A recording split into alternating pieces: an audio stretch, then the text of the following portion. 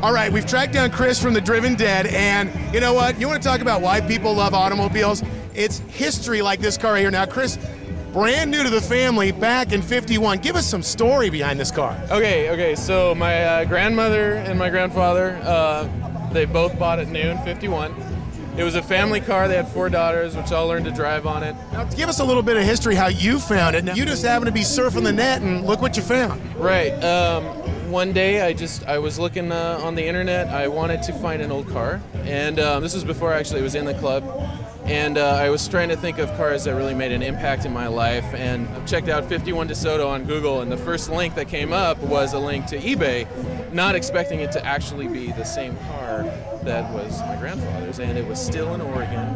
A couple identifying things that really clued me into the fact that you told me about this a little. The key holder was something that really set it off. Right.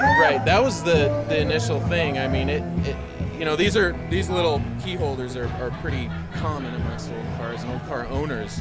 So I talked to the guy some more, and we found a sticker on the side of the door that's actually from a Shell station, was right around the street from where my grandmother lives, still to this day. She's 95, living independently, and that's where they had it serviced all the time. So we knew it right away, and then we traced back. The owners had shared a common story to always keep the car in the garage out of the rain, which is what she said when she sold it to the first owner. Just keep it out of the rain, you know. A little lady from Southeast Division. She's gonna kill me for that too, by the way. This is just a very cool story. I mean, this is the type of thing that makes people car guys, that makes people car girls, is something like this to come a full circle back to you and your family. So I got to ask, are you ever going to sell the car? No, I'm never going to sell it, and I'm never going to do anything to it, actually. The only thing I did was get some white wall tires for it, which really sets it off. But it stayed the same, it always will stay the same, and stay in the family. I'm never getting rid of it, and it's inspired me to do a lot more with other vehicles. Just want to thank you for coming on the program, man. And if people want to get in contact with the Driven Dead, what's the best way to find you guys? Well, we've got a MySpace. You can just look us up, drivendead.com. You can contact us through the rosecityroundup.net website.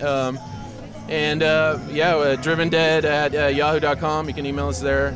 And for sure you'll get a contact, and you'll see pictures of all of our cars. They're all fantastic cars, and they all actually have really good stories. So yeah, check it out. Come back to the Rose City Roundup next year. You know, we're going to continue to do this as long as we can. Well, I'll tell you what, you want to see some really cool cars, you want to hang out with some really cool people, make sure and go to your local cruise and your local clubs. They're all over Portland. They're alive and well, and all the thing is now I just got to figure out how to make him let me drive this thing. We'll see you next week.